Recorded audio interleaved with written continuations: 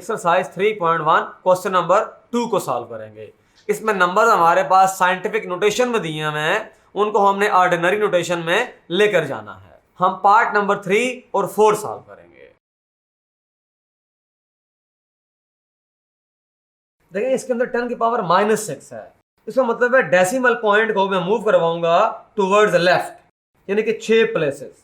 तो बहुत सिंपल है ये 6 प्लेसेस। मुझे इससे पहले 5 जीरो लगाने होंगे। 1 2 3 4 5, ये 5 जीरोस हो गए और यहाँ पर 9 आ गया और ये 0 1 8 आ गया और यहाँ डेसिमल पॉइंट बन गया और इससे पहले ये जीरोस आ गए। अब जब दोबारा मूव करवाऊंगा तो 1 2 3 4 5 6 यहाँ पर आ जाएगा और 10 की पावर -6 आ जाएगा। तो इस तरह से हमने पॉइंट को मूव करवा दिया टुवर्ड्स लेफ्ट। जब 10 की पावर में माइनस होगा तो वो चीज साइंटिफिक नोटेशन में होगी, तो फिर हम पॉइंट को राइट से लेफ्ट मूव करवाएंगे।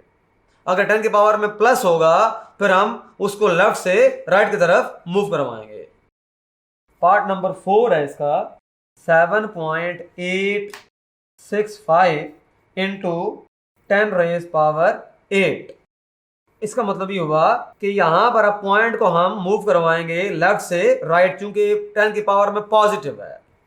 तो फिर देखें कि 3 तो हैं, मुझे 5 और जीरोस ऐड करने पर लगाने पड़ेंगे साथ। 5 जीरोस के साथ लगाऊंगा।